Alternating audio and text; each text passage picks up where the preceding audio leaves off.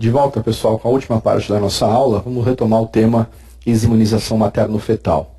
Então, como é que nós fazemos o rastreamento e a conduta pré-natal dessas gestantes que são RH negativas e que têm o risco de desenvolver a imunização RH?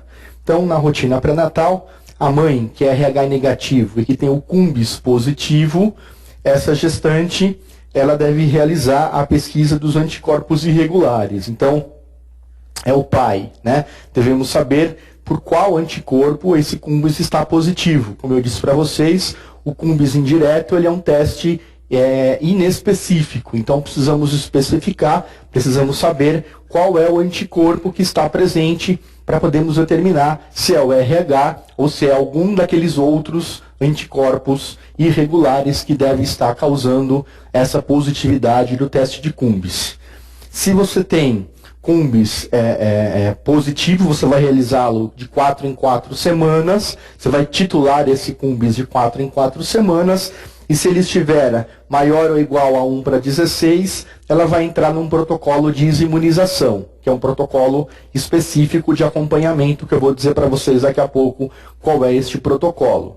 Se porventura é uma mãe que é RH negativo, mas o cumbis é negativo, ou seja, ela não é sensibilizada, né? Ela não tem anticorpos direcionados contra a membrana de nenhuma hemácia, ela não tem nenhum tipo de anticorpo. Essa gestante, você tem que saber o tipo sanguíneo, você pode saber o tipo sanguíneo do pai da criança, do esposo, né?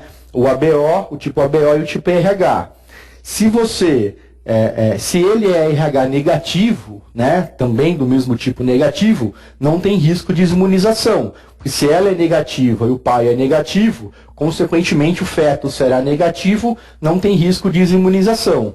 Tá certo? Se, entretanto, ele for desconhecido ou, porventura, é positivo, tem que se fazer o cumbis materno de 4 em 4 semanas até o momento do parto, para se ter certeza que não houve a sensibilização durante a gestação, tá? E a partir daí, ela vai receber, se ela permanecer negativa até a 28ª semana, ela vai receber imunoglobulina anti-D com 28 semanas de gestação, tá bom? Então, é assim que nós fazemos. O protocolo assistencial é feito da seguinte maneira: se ela tem títulos baixos, né, títulos de anticorpo menores de que 1/8. E aí você vai ter basicamente pouca coisa para fazer, é um acompanhamento em baixo risco, tá? Se você tem anticorpos moderados, é aqueles maiores ou igual a 1/16, né? E aí até 1/128. São anticorpos considerados títulos moderados.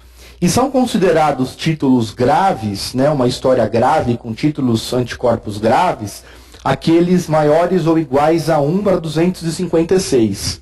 São considerados graves, títulos altos, tá? O que você faz para os moderados e graves? Você vai fazer ultrassonografia, dopplervelocimetria, contagem de movimentação fetal e cardiotocografia fetal, tá? Em alguns lugares se indica a propedêutica invasiva. Vou falar para vocês o que é essa propedêutica invasiva, que basicamente é a espectrofotometria de líquido amniótico, que é a diferença de densidade óptica, e a cordocentese para determinar a hemoglobina fetal. Então, estas são as ferramentas que nós utilizamos para um protocolo de assistência na isoimunização feto-materna, tá bom? Então vamos lá. Paciente com uma história prévia. A história prévia grave é considerada, quando houve ingestação prévia, óbito fetal ou transfusão intrauterina ou anexo sanguíneo pós-natal numa gestação com menos de 34 semanas. O que nós observamos é que as histórias de imunização, elas tendem a piorar de uma gestação para outra. Tá? Então, se na gestação anterior ela te conta que houve óbito fetal, ou que necessitou de transfusão intrauterina, ou que foi necessário uma sanguíneo transfusão, um feto nascido antes de 34 semanas, ponha seu cavalinho na sombra, porque vai vir pedrada por aí, vai vir uma história muito grave. Tá? Porque, como eu disse para vocês, as histórias pioram de uma gestação para outra. Se já foi grave na anterior, a de agora vai ser ainda mais grave. Tá? Nós chamamos uma história moderada quando foi necessário fazer sanguíneo pós-natal numa gestação de termo. Então ela diz assim, olha, eu tive imunização feto-materna, mas foi necessário fazer exossanguíneo transfusão no meu filho quando ele nasceu, e ele nasceu de 9 meses. Então você vai classificar essa história como uma história moderada. E espera que pode ter uma história mais grave na atual gestação. Você pode ter que fazer transfusão intraútero, pode acontecer óbito intraútero se você não cuidar direito, pode acontecer exossanguíneo transfusão num parto prematuro. Tá? E pode ter uma história leve, que seria o melhor dos mundos, né? Quando foi necessário fazer apenas fototerapia. Então, não, só fez fototerapia quando nasceu, foi uma história bastante leve, uma história tranquila. Tá bom? Bom, quais são os parâmetros não invasivos de anemia fetal? Né? Como é que você consegue, por meio de parâmetros que não são invasivos, determinar a anemia fetal? Primeiro, qual a importância de determinar a anemia fetal? Lembra daquele quadro que nós mostramos? Lembra do que nós mostramos? Saber que o feto está anêmico muitas vezes determina um tratamento e determina o rompimento daquele ciclo. Agora, o ideal é você determinar a anemia fetal num momento em que você ainda possa fazer alguma coisa. Como assim? Vamos ver, olha. Pela ultrassonografia, o aumento da ecogenicidade placentária, o derrame pericárdico, a contratilidade cardíaca diminuída, a ascite, a hepatoesplenomegalia, o aumento do líquido amniótico. Esse feto ele está praticamente o quê? Hidrópico.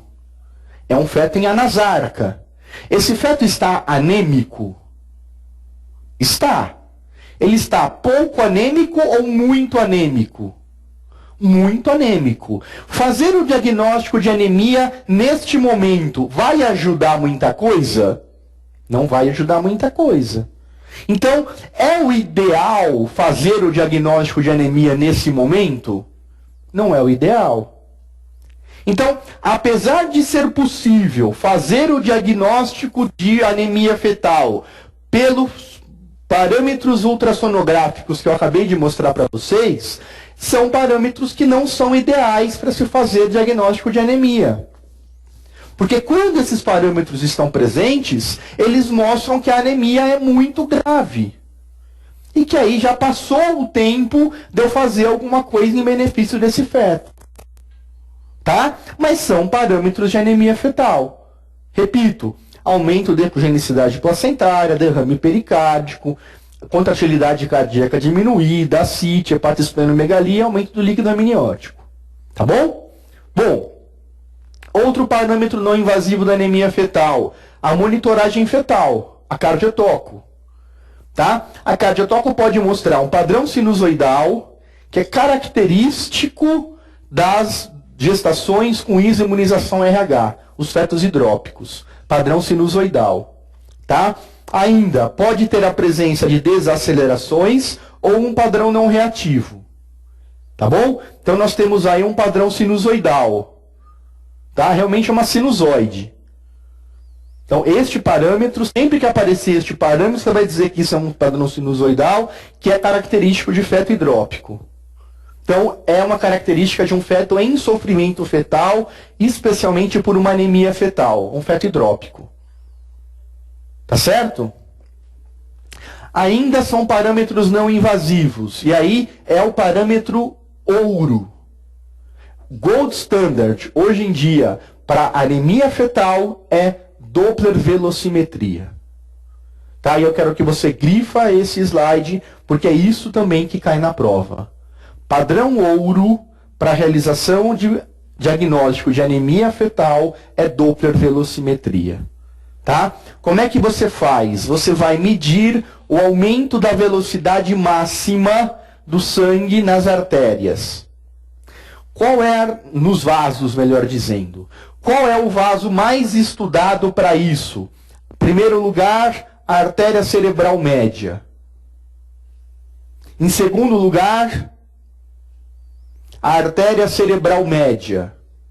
Em terceiro lugar, a artéria cerebral média. Em quarto lugar, a artéria cerebral média. Se cair na prova, a artéria cerebral média.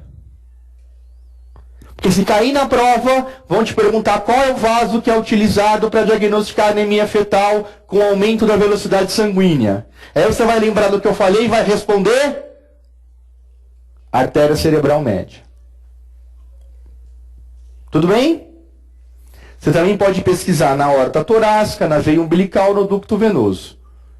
Tá? Então você vai insonar estes vasos. E se você observar um aumento da velocidade máxima acima de 1,5 mons, que é a mediana do que você está medindo, você vai considerar que é uma anemia.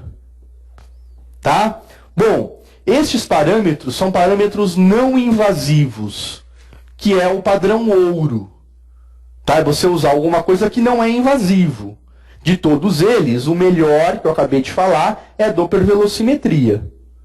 Tá? Mas também tem métodos que são métodos invasivos, que são métodos que você vai utilizar, e esses métodos, eles são utilizados ainda hoje para diagnóstico de anemia, mas eles foram desenvolvidos no século passado e eles estão cada vez mais sendo substituídos por métodos não invasivos pela questão do risco que está envolvido no exame. Fazer um Doppler é algo muito mais seguro de que colocar uma barriga dentro do ventre da mãe.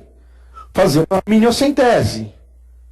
A amniocentese, por mais seguro que possa ser o procedimento, existe risco e é um risco maior do que fazer um Doppler. Tá? Então, vamos falar da espectrofotometria do líquido amniótico. O que é este método? Vejam, a bilirrubina tem a capacidade de absorver a luz visível na faixa de comprimento de ondas de 420 a 460 nanômetros. Essa é uma característica física da bilirrubina. Tá? Por que é assim, nós não sabemos. É uma característica dela, física. Ela absorve a luz nessa faixa de comprimento de onda. Tá? E nós sabemos que quanto mais anêmico, quanto maior a hemólise do feto, maior a quantidade de bilirrubina no líquido amniótico. Por quê? O que é o líquido amniótico? O que é o líquido amniótico? Urina fetal. Então, o líquido amniótico nada mais é do que a urina do feto que contém a bilirrubina que está sendo excretada. Quanto maior a bilirrubina que foi formada a partir da hemólise que está sendo excretada na urina, maior a quantidade de bilirrubina no líquido amniótico. Então, se eu consigo determinar a concentração de bilirrubina no líquido amniótico, consequentemente, eu consigo estimar o quê? O grau de hemólise. Quanto maior a hemólise, maior a anemia. Tá claro isso, gente? É uma questão de lógica. É uma questão de lógica. Tá? Então eu vou tentar determinar o quanto de bilirrubina eu tenho no líquido amniótico, para eu determinar a anemia fetal. O quanto que eu tenho de um feto anêmico. Tá? E aí, a concentração da bilirrubina no líquido amniótico pode ser determinada pela diferença de densidade óptica em 450 nanômetros, que é uma diferença, que é um cálculo realizado por um software, que leva em consideração essa capacidade de absorver a luz. Tá? Você pega este líquido, você coloca no aparelho, então você aspira o líquido amniótico por meio da amniocentese. Esse líquido é colocado no aparelho, que este software tem a condição de calcular essa concentração de bilirrubina por meio da determinação da diferença de densidade óptica. Tá? E isso é um cálculo físico que leva em consideração essa capacidade de absorver a luz visível. Tudo bem? Sabendo disso, e com o desenvolvimento desse software, com o desenvolvimento desse aparelho que fazia esse cálculo, Lilly construiu essa curva prognóstica. Essa curva prognóstica ela é dividida em 3 zonas. Zona 1, Zona 2 e Zona 3. Estas zonas elas são divididas ainda em semanas e no valor de DDO. Você tem, por exemplo, 34 semanas, você tira líquido amniótico, você faz o teste de densidade óptica, de DDO, e esse valor vem 0,03. Você põe no gráfico, 0,03, 34 semanas, zona 1. Zona 1 é baixa probabilidade de anemia.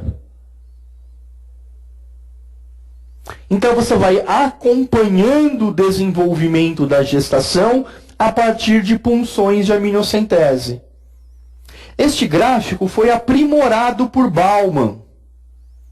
Baumann, a partir dos cálculos de Lilly, anos depois, aprimorou este gráfico usando o mesmo preceito.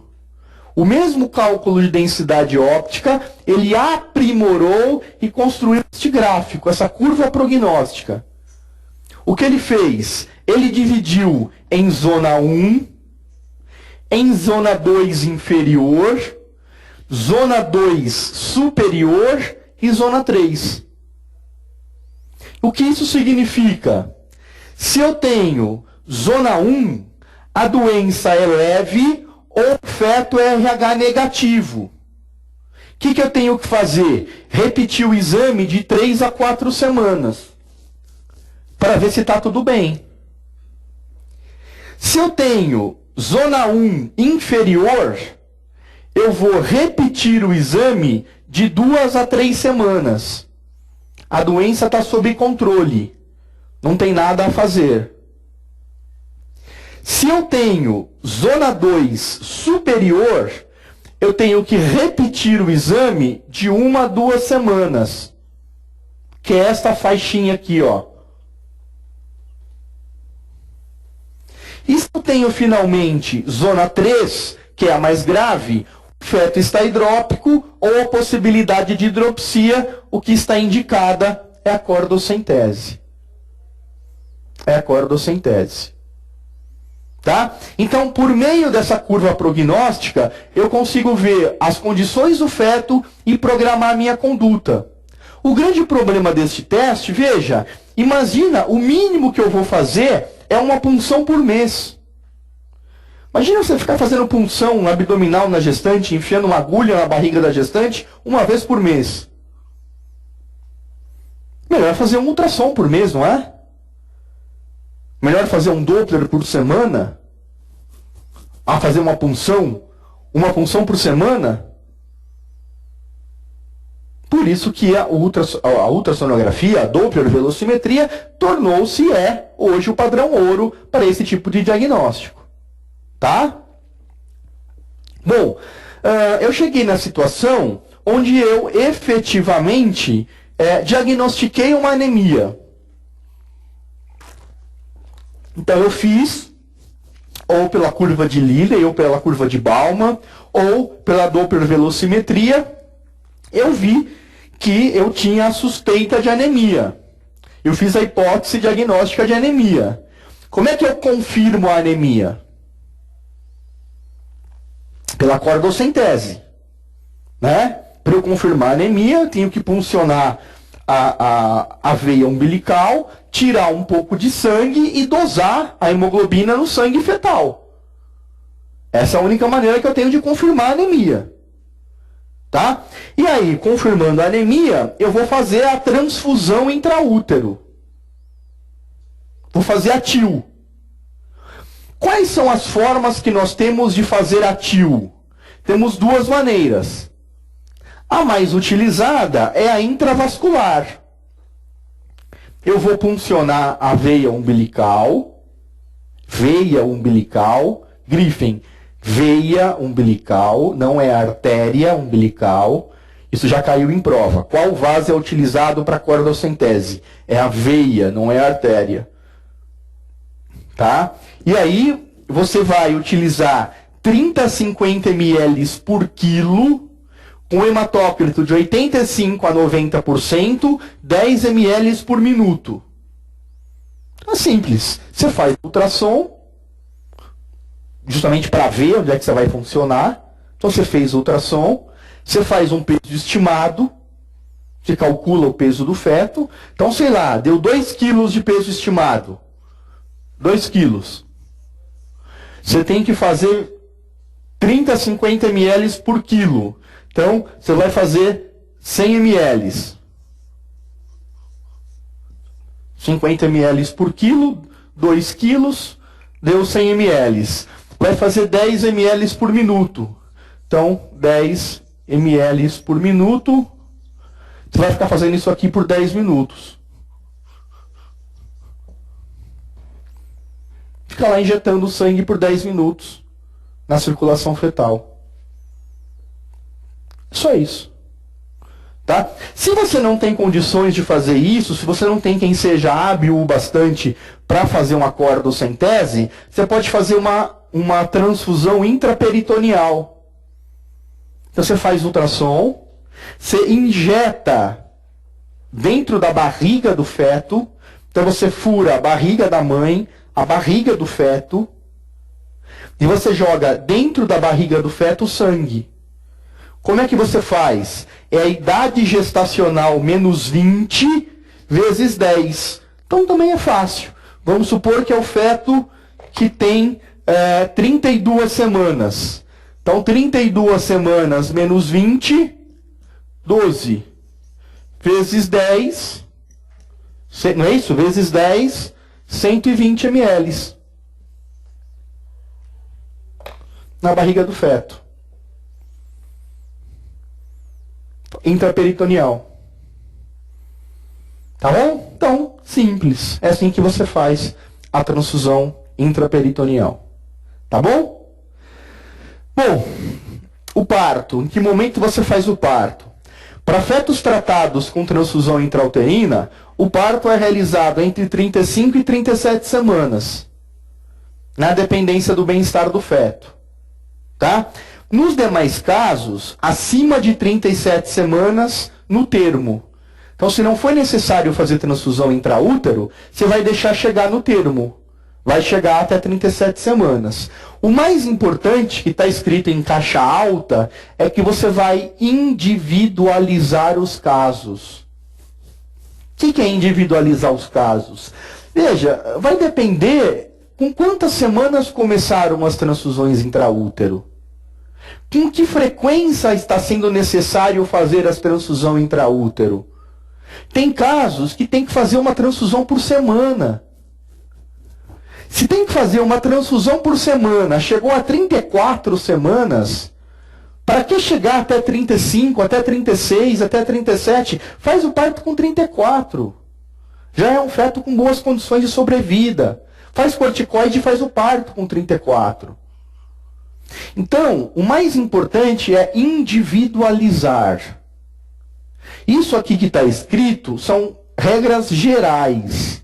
Mas o mais importante, o que acontece na grande maioria dos casos, é a individualização dos casos. Isso é o mais importante. Tá? A imunoglobulina anti-D, ela tem que ser usada para quem? Então, para prevenir a isoimunização RH, em mães RH negativo com D negativo, então, elas não são sensibilizadas. Se é pós-aborto ou pós-gestação ectópica, você faz 50 microgramas se abaixo de 12 semanas. Se for acima de 12 semanas, você faz 300 microgramas. Então, a dose é diferente. Lembra que eu falei que em ectópica, em abortamento, tem chance de hemorragia feto-materna? Lembra disso? Eu falei na aula de aborto, na aula de ectópica, que se a paciente era RH negativo, tinha que fazer imunoglobulina. Eu estou confirmando essa informação agora. Tá? Síndromes hemorrágicas. A paciente teve ameaça de aborto, teve placenta prévia e sangrou, portanto. Ela é RH negativa, ela não sensibilizada. Ela recebe imunoglobulina anti-D. Ela recebe Rogan. Tá? Quanto? 300 microgramas, se repete de 12 em 12 semanas. Foi o exemplo que dei. Tem placenta prévia, sangrou com 24 semanas. 24 mais 12, 36. 36 tem que repetir para servir até 40. Então ela faz uma com 24, outra com 36. Vai tomar 2 doses durante a gravidez. Ok? Ela sangrou na gravidez, teve uma ameaça de abortamento com 10 semanas. Usou com 10 semanas. Usou com 10, vai usar com 22, vai usar com 34. Vai repetir de 12 em 12. Tá ok? Se fez procedimento invasivo, então uma amniocentese, uma biópsia de vílo corial, uma cordocentese. Faz 300 microgramas e repete de 12 em 12 semanas. Da 28ª à 30ª semana, faz rotineiramente para todas as pacientes RH negativos que não são sensibilizadas. Então, RH negativo, tem cumbis indireto negativo, recebe imunoglobulina anti-D. A mãe RH negativo, o recém-nascido RH positivo ou tem o D positivo. Recebe 300 microgramas até 72 horas pós o parto. Aí, se o recém-nascido for RH negativo, recebe? Não recebe. Não recebe. Tá? Se ele for negativo, não tem chance de sensibilização. Tudo bem? Feto morto. Eu sei qual é a tipagem sanguínea do feto morto? Dá para saber a tipagem sanguínea do feto morto? Não dá. Então ela recebe imunoglobulina.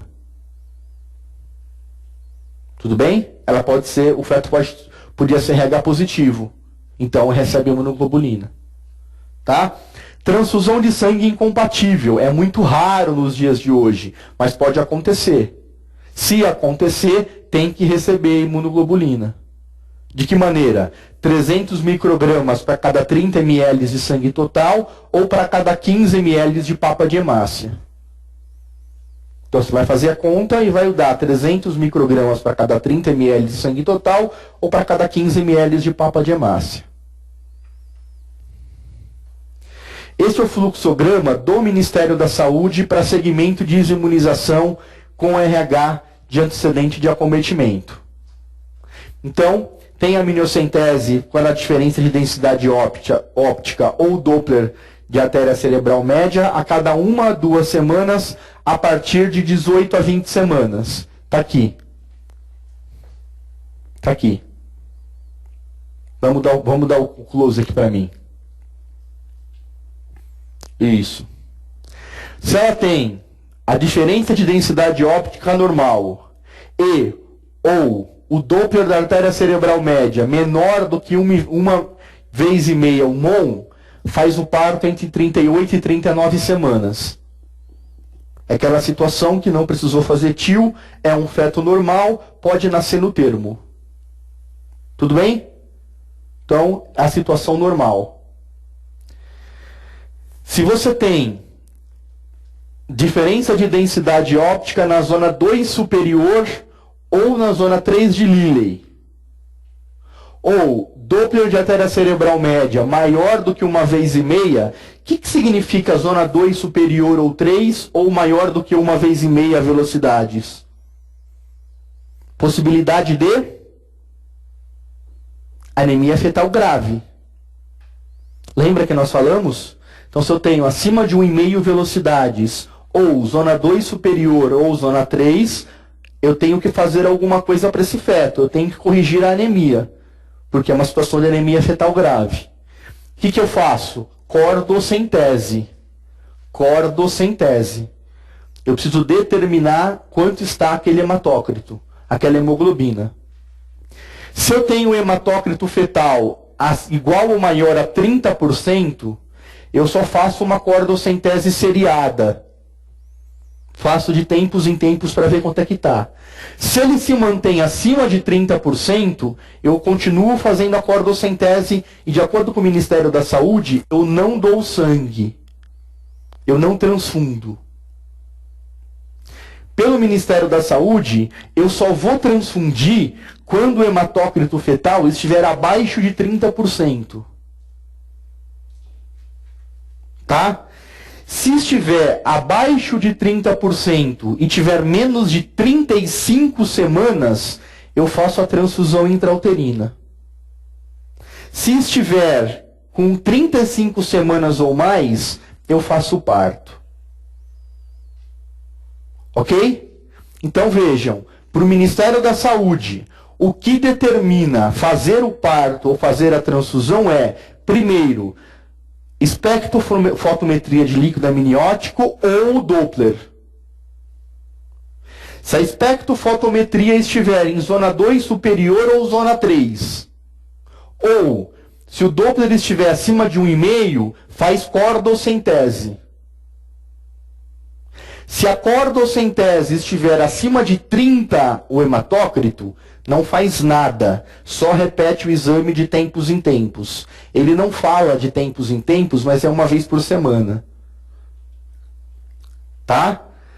Se eu faço o exame uma vez por semana, e em alguns desses exames o hematócrito vem abaixo de 30%, eu faço o parto ou eu dou sangue. Quando que eu vou fazer o parto? Se tiver 35 semanas ou mais. Quando é que eu dou o sangue? Se tiver menos de 35 semanas. Faço uma pergunta para vocês. É comum eu ter que dar mais de uma vez sangue para esse feto? Ou geralmente eu faço uma transfusão e é suficiente? Entendeu a pergunta? Imagina que eu faço esse teste aqui com 25 semanas e o hematócrito vem menos do que 30%. Eu faço uma transfusão intrauterina. Faço uma transfusão para esse feto. Depois eu faço um novo teste para esse feto com 28 semanas.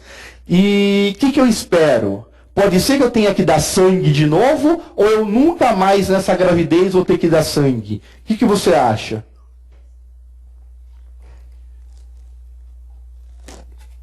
Pessoal, para você responder, você tem que pensar naquele quadro que eu te mostrei na primeira aula. O fato de eu dar sangue, de eu corrigir a anemia, interrompeu o fluxo de anticorpo da mãe para o feto? Não interrompeu. Continuam passando anticorpos da mãe para o feto? Continuam. Se continuam passando anticorpos da mãe para o feto, continua havendo hemólise fetal? Continua. Se tem hemólise fetal, vai continuar aparecendo anemia? Vai. Se tem anemia fetal, posso ter uma situação que eu vou precisar transfundir de novo. Por isso que eu falei para vocês que não é incomum, não é difícil encontrar uma gestação em que eu tive que fazer 2 ou 3 transfusões durante a gravidez. E é uma situação grave ficar dando sangue 2, 3 vezes durante a gravidez. Tá? É uma situação que eu tenho que levar, que eu tenho que lidar com muito cuidado. Tudo bem? Fluxograma de um segmento de imunização com a primeira gestação afetada. Então, aqui você tem a primeira gestação afetada. Vamos olhar aqui, ó. De novo, vamos seguir comigo no plasma.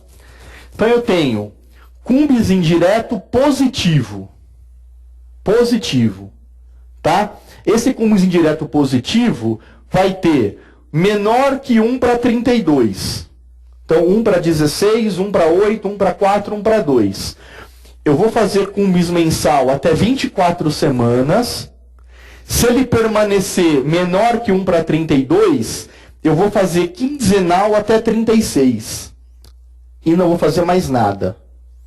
Porque eles consideram títulos baixos. E quando são títulos baixos, de acordo com o Ministério da Saúde, não faz nada. Ok? Bom, quando eu tenho cumbis maior ou igual a 1:32, se eu tenho cumbis maior ou igual a 1:32, eu faço amniocentese para diferença de densidade óptica a cada 10 a 14 dias até 37 semanas. Até 37 semanas. Isso é chato. Imagina você ter que fazer cada 10 a 14 dias uma punção porque ela teve cumbis aumentado de 1:32 ou mais. Se este exame vem normal e o Doppler de cerebral média também vem normal, eu vou fazer o parto com 38 a 39 semanas. É aquilo que nós discutimos no fluxograma anterior. Entretanto, se eu tenho esse cumbis indireto 1:32, tá certo? E aí, eu vou ter, neste caso, na zona 2 superior, ou na zona 3, ou a cerebral média maior que 1,5, que é isso aqui, ó, tá fazendo 10 a 14 dias, e ao invés de estar normal, caiu no 2 superior ou 3, ou cerebral média maior que 1,5. Eu faço cordocentese. Se a cordocentese vem hematócrito acima de 30%, eu não faço nada. Só faço uma cordocentese seriada. Repita essa cordocentese uma vez por semana. Entretanto, se a cordocentese mostrou que o hematócrito está abaixo de 30%, eu dou sangue se for menos que 35%, ou eu faço parto se for acima de 35%. Então, a diferença que nós temos quando o cumbis é maior ou igual de 1:32 é que, neste caso, eu vou ter que fazer amniocentese para DDO a cada 10 a 14 dias. O que anteriormente, se eu não tenho uma história anterior, eu não preciso, eu posso fazer apenas a artéria cerebral média. Aqui o Ministério da Saúde, ele recomenda que se faça a amniocentese. Tudo bem? Esse é o protocolo do Ministério da Saúde.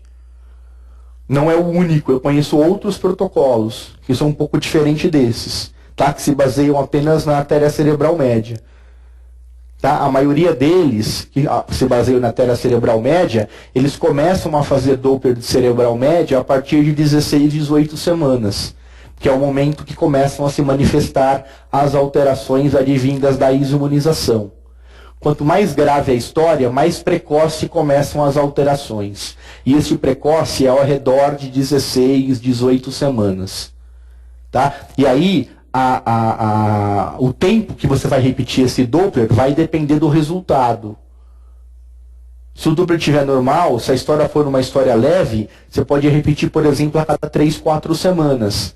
Se o Doppler já estiver alterado e a história for uma história grave, você vai repetir a cada 2 semanas, vai repetir a cada 1 semana. Tá? Por isso que aqui eu falei que é individualizar. Mas você vai começar brevemente e vai fazer exames com maior ou menor frequência de acordo com a história da paciente, de acordo com o resultado dos exames daquela gestação. Tudo bem? Vamos discutir algumas questões.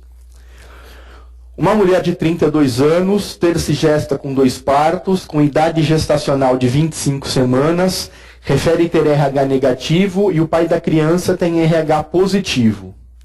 O teste indireto da antiglobulina, que é o cumbis indireto, é positivo, com identificação do anticorpo anti-Lewis A, classe IgM. A conduta é, pessoal, se ele tem o cumbis indireto positivo, mas essa positividade de cumbis não é graças ao RH, é graças ao anti-Lewis. O que eu faço para essa moça? Eu uso a imunoglobulina anti-D ou eu não uso a imunoglobulina anti-D? Eu uso. Porque veja, não é porque o Cumbis está positivo que ela é sensibilizada para o D. Vou falar pela terceira vez. O Cumbis indireto é um teste inespecífico. Quando ele vem positivo, não significa que ele é positivo para o RH. Significa que ele é positivo para um tipo de antígeno de hemácia.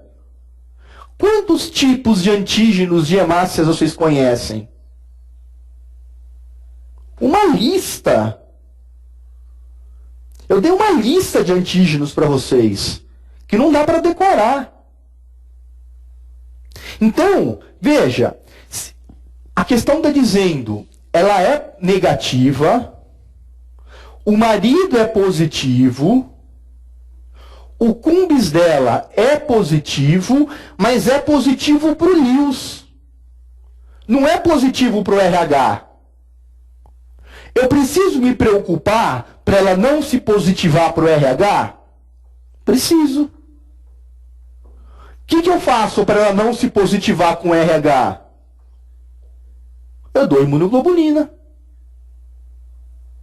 Então vamos ver as alternativas. Acompanhar o feto com Doppler fluxometria de artérias cerebrais. Quando que eu acompanho o feto com Doppler fluxometria? Quando eu já tenho sensibilização RH. Eu tenho sensibilização RH? Não tenho. Não tenho. Tá? Repetir Cumbis indireto com 28 semanas. É uma opção. Eu não vou repetir de 4 em 4 semanas e fazer a imunoglobulina com 28 semanas? É uma opção. É uma opção. Realizar cordocentese. Preciso fazer cordocentese para ver se tem anemia esse feto? Não preciso. Realizar a amniocentese. Preciso fazer a amniocentese para ver se esse feto tem anemia? Não preciso. Eu tenho duas alternativas que são boas. Tenho a B, que é a melhor, e tenho a A, que não é das piores. Por quê? Eu posso ter algum tipo de anemia fetal pelo Lewis. Eu posso ter algum tipo de anemia fetal pelo Lewis. E se eu fosse estudar a anemia fetal por algum método entre Doppler, cordocentese e amniocentese, qual que eu escolheria para investigar a anemia? O Doppler. Tudo bem? Mas sem dúvida nenhuma, a melhor resposta, e nós discutimos o porquê que a melhor resposta, é repetir o Cumbis indireto com 28 semanas. Se ele vier negativo para anti-D, o que nós fazemos? Imunoglobulina anti-D. Tudo bem? Uma puérpera, quintigesta, 3 partos, 2 abortos, está no primeiro dia após parto cesárea e laqueadura tubária, devido às múltiplas cesáreas anteriores. Seu tipo sanguíneo é O negativo e do recém-nascido O positivo. História da moléstia atual. Fez segmento em pré-natal de alto risco por causa do diagnóstico de hipertensão arterial crônica. Recebeu imunoglobulina anti-RH na 28ª semana. Com relação à profilaxia da aloimunização RH, a imunoglobulina anti-RH-D deverá ser administrada se o resultado do Cumbis indireto materno colhido antes do parto for negativo. B. Não deverá ser administrada, pois a mãe já a recebeu durante o segmento pré-natal. C. Deverá ser administrada imediatamente, uma vez que o tipo sanguíneo do recém-nascido é positivo. E D. Não deverá ser administrada, pois a paciente fez laqueadura tubária e não mais terá filhos. E aí, pessoal? Veja, o fato dela ter feito laqueadura tubária, primeiro que não impede dela eventualmente ter filhos.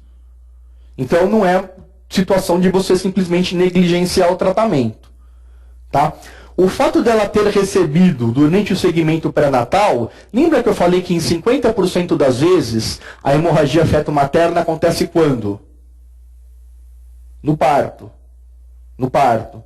Então, é necessário fazer quando o feto tem RH positivo, que é o caso. Então, aqui nós vamos eliminar a alternativa B e a alternativa D. Tá? E aí, nós vamos ficar com a A e com a C. Nós vamos ficar com deverá ser administrada se o resultado do CUMES for colhido antes do parto for negativo e deverá ser administrada imediatamente uma vez que o tipo sanguíneo do recém-nascido é positivo. Veja, gente, antes do parto, né, se colhido antes do parto for negativo, não leve em consideração o momento do parto. Não leve em consideração o momento do parto. Porque você pode ter a sensibilização no intraparto.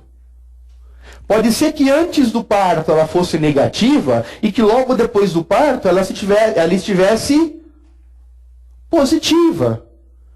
Porque o parto é um momento de imunização.